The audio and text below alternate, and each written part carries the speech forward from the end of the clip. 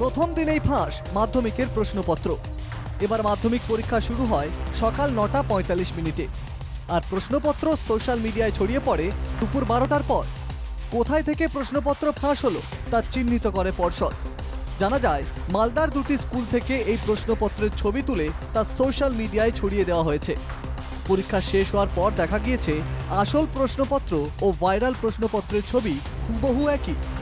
ওই প্রশ্নপত্রে থাকা QR code দেখেই পরীক্ষার্থীদের চিহ্নিত করা হয়।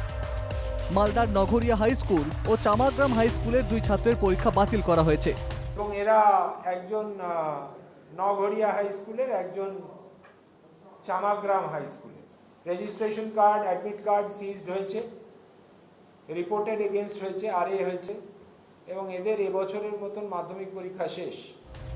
মালদহেই মাধ্যমিক পরীক্ষায় নকল সরবরাহের চেষ্টার অভিযোগ উঠেছে। রায়গ্রাম স্কুলের টুকলি সহ দুই যুবককে পাকড়াও করে পুলিশ।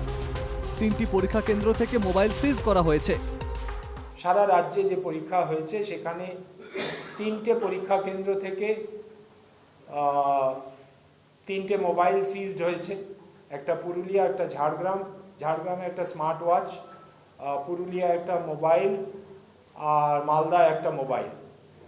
3টে কেন্দ্র থেকে 3টে মোবাইল সিজড হয়েছে। আর দুটো পরীক্ষা কেন্দ্র, একটা লখিমপুর, একটা ইংলিশ বাজার 2, এই দুটো জায়গা থেকে দুটি কেন্দ্র থেকে ছবি তুলে বাইরে পাঠানো হয়েছিল। প্রশ্ন উঠছে, পরীক্ষা কেন্দ্রে ফোন নিয়ে কিভাবে বসলেন মাধ্যমিকের এই পরীক্ষার্থীরা?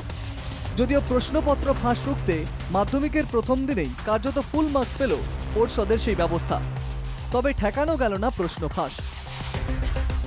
Bureau report, NKTV Bangla.